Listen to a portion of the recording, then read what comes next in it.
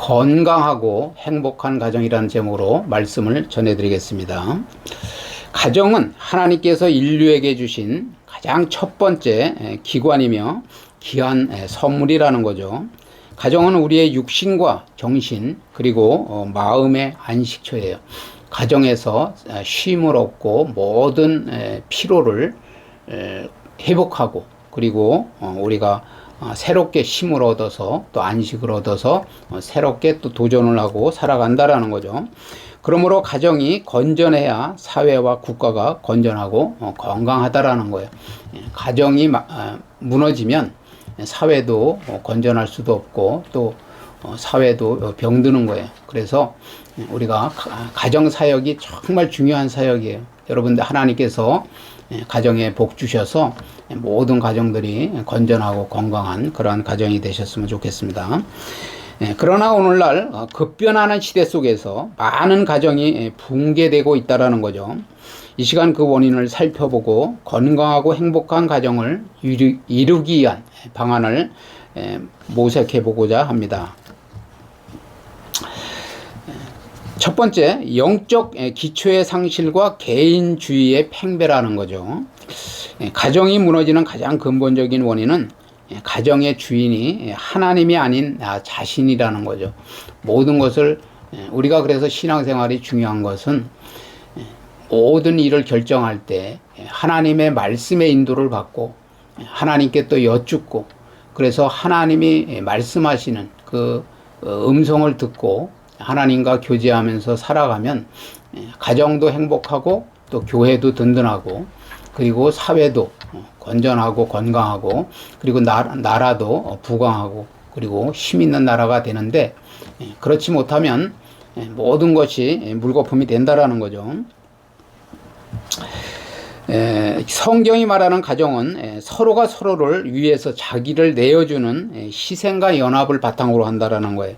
그래서 예수님이 우리를 위해서 희생의 십자가를 지신 것처럼 우리도 결혼을 할 때는 내가 상대 배우자에게 대접을 받고 섬김을 받으려고 하는 게 아니라 사랑하고 그죠? 사랑하는 마음으로 결혼 생활을 시작했다면 끝까지 나의 십자가를 지고 연약하고 그 어려움을 당하는 또 아내나 남편을 위해서 내가 사랑하고 희생하고 그리고 참아주고 그리고 인내하면서 가정을 세워나가야 된다라는 거죠.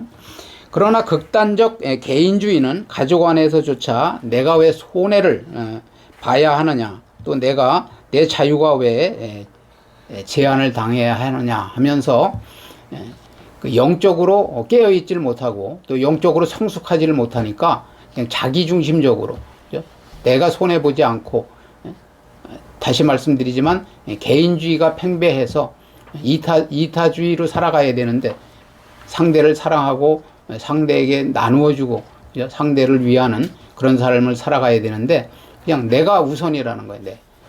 우리가 신앙생활 하는 이유가 결국은 우리의 힘으로 도저히 해결할 수 없는 제 문제 그리고 이 멸망의 문제, 저주의 문제를 해결할 수 없음에도 불구하고 하나님께서 우리에게 사랑을 베풀어 주셔서 그 사랑을 받았다면 정말 그 사랑을 나누어 주면서 사랑을 베풀 때 내가 생명이 자라고 내가 생명을 먹게 된다라는 거죠. 그런 원리를 말씀드린 것과 같이 그래서 우리가 개인주의는 손해 보려고 하지 않고 또 손해가 자기에게 임할 것 같으면 그러면 그냥 바로 그걸 내색하고 부부지간에도 그냥 네 거 내 거를 구분해서 그렇게 살아가는 그런 우를 범한다라는 거죠. 그럴 때 가정은 흔들리기 시작한다라는 거예요. 두 번째는 경제적 압박과 물질주의로 인한 우선순위가 바뀌었다라는 거예요. 급격한 사회 발전으로 치솟는 물가와 주거비 그리고 부담은 가족 구성원 전체에게 큰 정신적 스트레스를 준다라는 거죠. 예전에는 물론 수입도 많지 않았지만 시골에서 그 농사를 지어서 먹을 거리를 먹고 그리고 이렇게 살아갈 때는 물론 수입도 적지만은 지출이 그렇게 많지를 않았어요. 그러니까 학비 정도, 그리고 어떤 병원을 간다든지 그럴 때 돈이 들었는데, 지금은 너무나 이 사회가 발전을 하다 보니까 문화적으로도 그렇고 모든 것이 돈이 그냥 물가가 오르고 돈이 없으면 무엇이든지 할 수 없는 그런 시대가 되었기 때문에 그 돈을 벌기 위해서 서로가 스트레스를 받고 스트레스를 주는 부부 관계가 됐다라는 거죠. 그러다 보면 부부가 돈 때문에, 그죠? 사랑하는 마음으로 결혼을 했는데 나중에는 그 돈 때문에 갈라쓰는 일이 있고, 그리고 그냥 서로 갈등하게 되고 싸움을 하는 그런 일이 된다라는 거죠. 그러므로 부모는 돈을 벌기 위해서, 또 자녀는 학업 스펙을 쌓기 위해서 온종일 시간을 보내게 된다라는 거죠. 그러면서 결과적으로 온 가족이 한 자리에 모여서 따뜻한 밥 한 끼 먹으면서 대화를 할 시간조차도 없어져 버렸다라는 거죠. 그래서 몸이 멀어지니까 마음도 멀어지고, 또 결국 남보다 못한 관계로 전락하는 정서적 단절 상태가 그런 가정이 늘어나게 됐다라는 거예요. 세 번째, 소통을 막고 생각을 오염시키는 세속 문화가 문제라는 거예요. 미디어가 끊임없이 노출하는 자극적인 콘텐츠, 그리고 불륜을 미화하는 드라마, 여러분들이 이제 드라마 같은 것도 잘 봐야 돼요. 그런데 볼 때 물론 내용도 중요하지만은 여러분들이 그것을 복음적으로 분별을 하고 또 해석을 하고 이해를 해야 돼요. 불륜 드라마가 막 어떤 그 재미를 위해서, 그리고 막 흥미를 위해서 이렇게 제작이 되기도 하고, 또 뭐 이 사람과 결혼했다가 또 헤어지고 또 다른 사람과 또 재혼을 하고 막 이러면서 또 행복하게 사는 모습도 보여주고 그러지만은, 우리는 복음적으로 판단을 해야 된다는 건 뭐냐면, 정말 내가 만약에 저 사람이라면, 그리고 내가 참된 신앙생활을 하는 사람이라면 저러한 경우에 어떠한 말을 대답을 해야 되고, 상대가 질문을 했을 때 또 어떻게 내가 항변을 해야 되고 답변을 해야 되고, 그리고 그 호흡을 맞추면서 살아가야 되는가, 진정으로 잘 믿는 사람이라면 이러한 기준 속에서 드라마를 보고, 믿지 않는 사람이기 때문에, 하나님이 그 심령에 없기 때문에 저렇게 결국은 끝을 맺는구나. 우리에게는 해결책이 있잖아요. 해결책이. 그죠? 그런 것을 잘 분별하면서 봐야 된다는 거예요.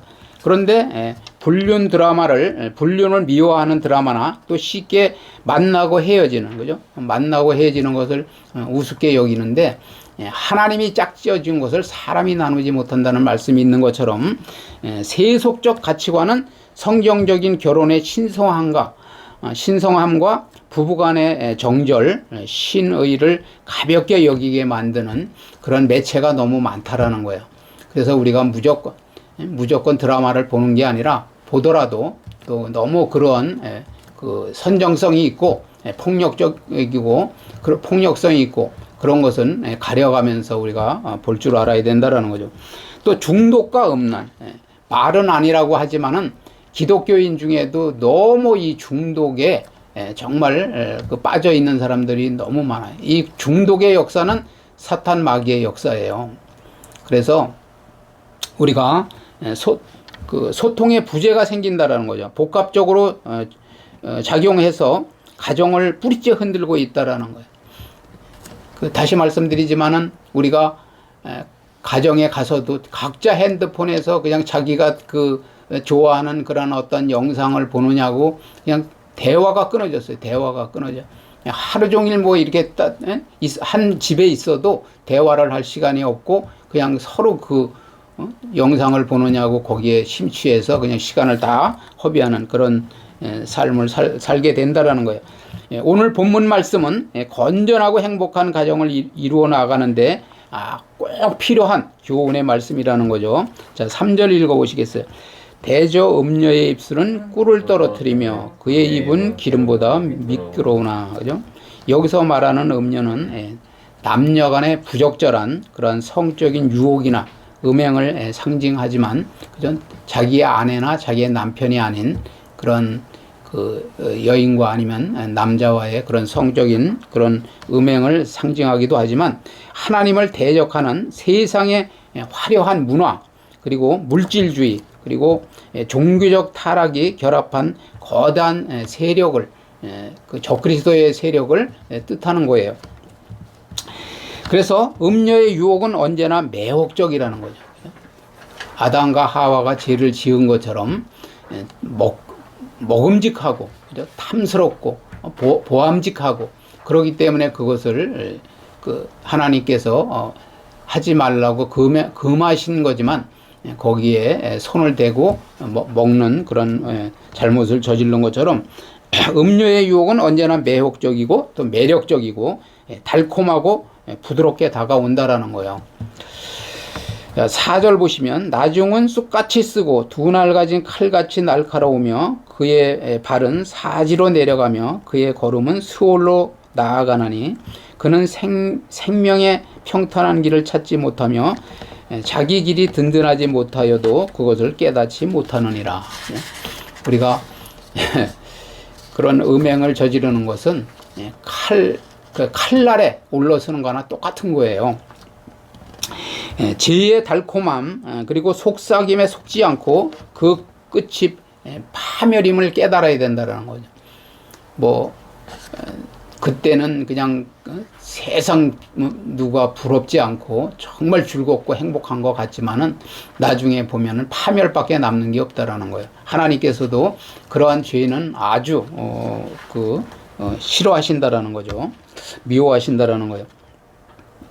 그래서 하나님이 원하시는 거룩하고 평탄한 생명의 길을 굳건히 지키는 것이 진정한 지혜라는 거죠. 결국은 생명을 잃어버리는 거예요. 생명을 잃어버려. 그러한 짓을 계속하는 것은. 자, 7절 보시면 그런즉 아들들아 나에게 들으며 내 입의 말을 버리지 말고 내 길을 그에게서 멀리하라. 내 길을 그에게서 멀리하라. 그의 진문에도 가까이 가지 말라. 그죠? 죄의 유혹은 맞서 싸우는 것이 아니라는 거죠. 우리가 자리를 피하고 멀리하는 것이 최고의 지혜라는 거예요. 누가 자꾸만 그렇게 속삭여요. 와서 정말 이렇게 유혹을 한단 말이에요. 그럴 때는 막 그 사람을 가르치려고 하고 어떻게 했는지 막 논리정연하게 막 해서 될 일이 아니고 그냥 그 자리를 피하는 거예요. 시편에 나와 있는 것처럼 그런 자리에 앉지 아니하는 거예요. 그런 길에 서지 아니하고, 그런 것이 최고의 지혜라는 거죠. 자, 9절 보시면 두렵건대 내 존영이 남에게 잃어버리게 되며 내 수완이 잔인한 자에게 빼앗기가 될까 하노라. 그죠? 두렵건대 타인이 내 재물로 충족하게 되면 내 수고한 것이 외인의 집에 있게 될까 하노라. 말하기를 내가 어찌하여 훈계를 싫어하며 내 마음이 꾸지람을 가벼이 여기고 내 선생의 목소리를 청종하지 아니하며 나를 가르치는 이에게 귀를 기울이지 아니하였던고. 음행이 가져오는 구체적인 파멸은 자신의 존영, 명예를 잃어버리는 거예요. 영예를 잃어버려서 평생 수고하여서 얻은 또 재물이 타인의 집으로 넘어간다라는 거죠. 거지가 되는 거예요. 쉽게 얘기하면. 다 빼앗기고 다 낭비하게 되고 결국 마지막에는 내 몸과 육체가 쇠해진 고통 속에서 앓게 된다라는 거죠. 대개 막 그런 외도를 하고 또 두 집 살림을 하고 이러는 사람들을 나중에 보면은 병들고 이제 죽기 일보 직전에 그냥 본처에게 소식이 전해져 가지고 다 이제 죽을 날을 받아놓고 들어오는 사람들이 너무너무나 많아요.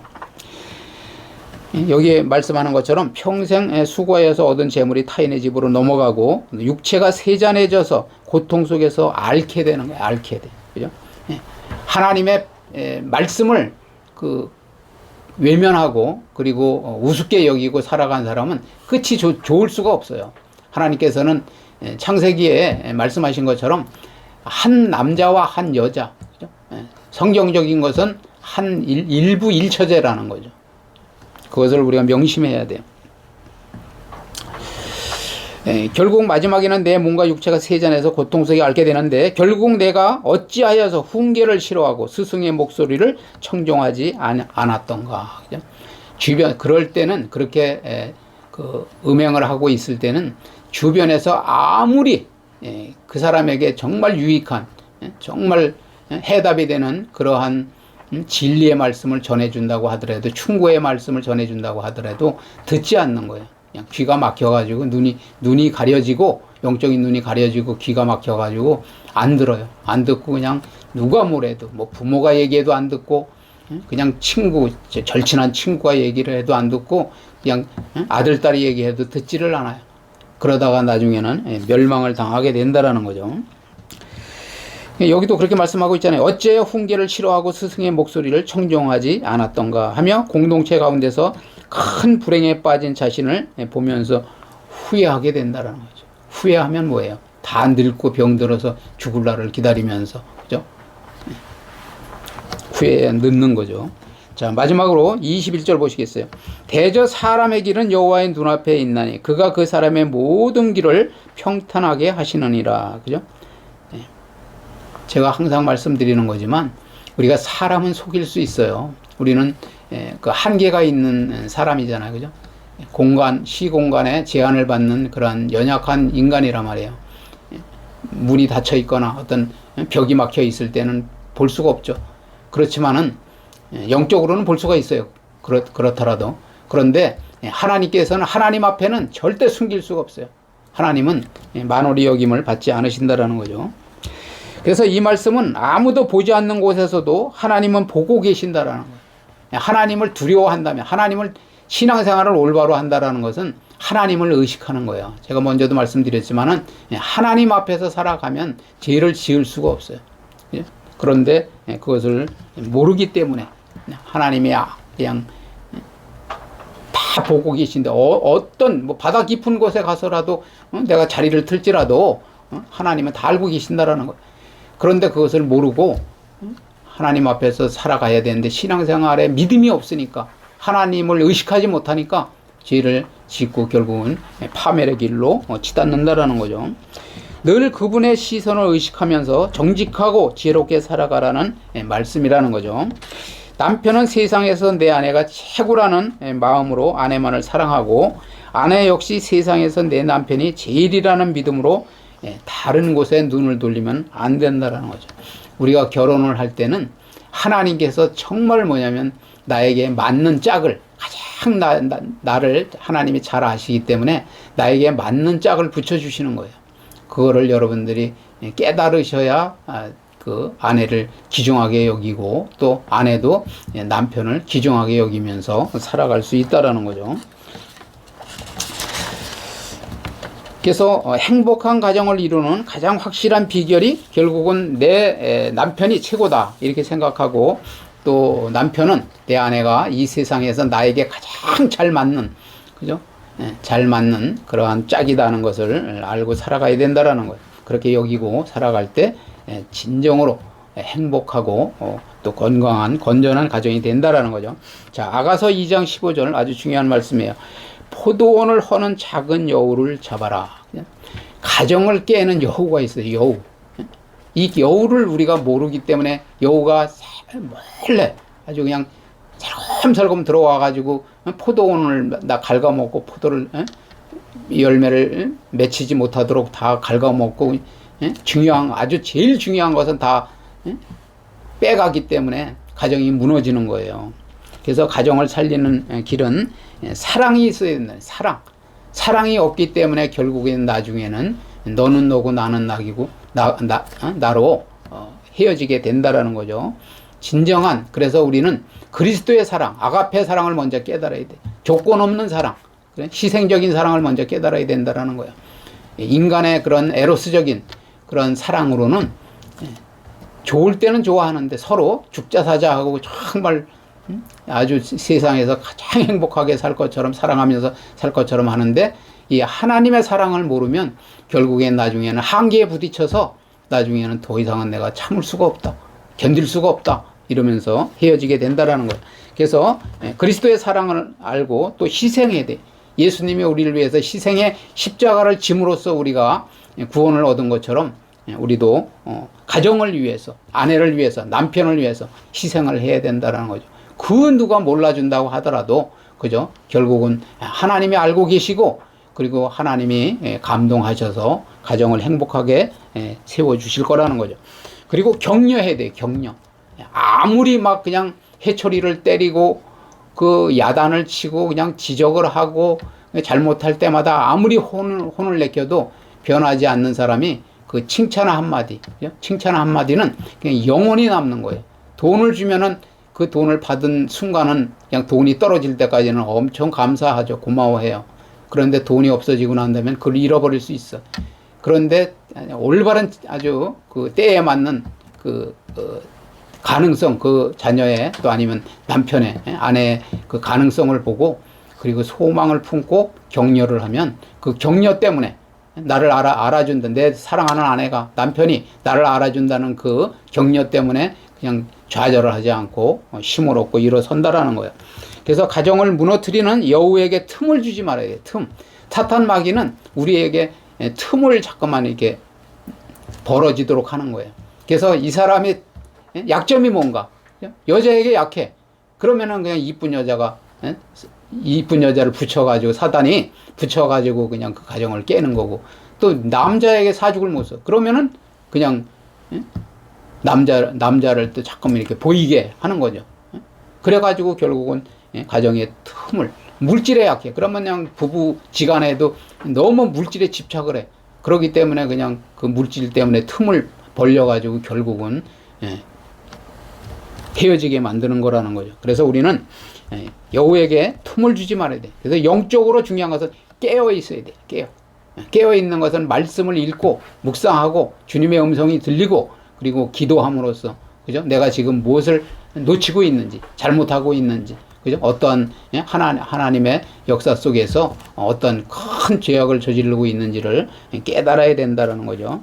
그래서 가정을 지켜나가야 된다는 거예요. 자, 결론을 말씀드리면 가정이 무너지는 가장 근본적인 원인은 가정의 주인이 하나님이 아닌 나 자신이 되었기 때문이라는 거죠. 하나님께 맡겨야 돼요. 우리는 정말 유한한 존재고 그리고 무능하고 연약한 존재예요. 그런데 하나님께 내 가정을 맡겨야 된다는 거예요. 너의 행사를 여호와께 맡기라. 그리하면 하나님이 이루신다 그러잖아요. 그 경영을 이루신다고 그러잖아요. 그런 것처럼 우리는 이 인생의 그 모든 수고하고 무거운 짐진다다 다 내게로 오라고 말씀하신 것처럼 주님께 맡기고, 그죠? 그리고 그러면 모든 운행을 하나님이 하실 수 있도록, 역사하실 수 있도록, 내가 제일 더 중요한 그런 결정적인 대목에서는 더 깊이 기도하고 하나님이 어떤 액션을 주셨을 때 그럴 때만 움직이는 거예요. 그렇지 않을 때는 장고해야 돼. 심사숙고하고 계속 기도함으로써 하나님의 응답을 받아야 된다는 거죠. 그러면은 그런 가정은 문제가 없다라는 거예요. 자, 경제적인 압박과 또 물질주의로 인한 우선순위가 뒤바뀐 거라는 거죠. 그죠? 지금 가장 강력한 그 우상이 뭐냐? 물질이에요, 물질. 믿지 않는 사람들은 정말 물질에 목숨을 거는 거예요, 목숨을. 그렇기 때문에 우리 신앙생활을 하는 사람들이 세상에 나가서 물질을 얻고 영적 싸움에서 승리한다는 것은 보통의 여러분들이 그런 각오와 그런 또 영적인 무장이 되지 않고는 가서 그냥 계속 패배하는 거예요. 그런데 여러분들이 하늘의 권세와 능력을 덧입어야 돼. 기도함으로써. 그럴 때 물질을 초월할 수 있고, 그리고 물질의 그 청지기로서의 그런 깨끗한 부자로서 살아갈 수 있다라는 거죠. 그래서 음료의 유혹은 매력적이고 달콤하지만 그 끝은 파멸이라는 것을 우리가 깨달아야 되고요. 음행이 가져오는 구체적인 파멸은 자신의 영예를 잃어버리는 거예요. 결국은 사람이 영예를 잃어버리면 아무리 평생을 수고해서, 그죠? 애를 써서 그냥 그 피가 나도록 그 노력을 했는데 결국 남는 게 없잖아요. 그죠? 다 잃어버리는 거예요, 결국은. 그리고 평생 수고하여 얻은 또 재물이 타인의 집으로 넘어간다라는 거죠. 그런 음란하고 결국은 외도로 하는 가정에는 결국은 물질도 다 나중에는 다 막 없어지게 돼 있어요. 가정을 살리는 길은 사랑과 희생이 필요하다는 거예요. 그리고 격려, 그리고 가정을 무너뜨리는 여우에게 틈을 주지 말라고 말씀을 드렸고, 영적으로 깨어서 가정을 지켜내고 건강하고 행복한 가정을 이루는 저와 여러분 되시기를 주님의 이름으로 축원을 드립니다. 아멘.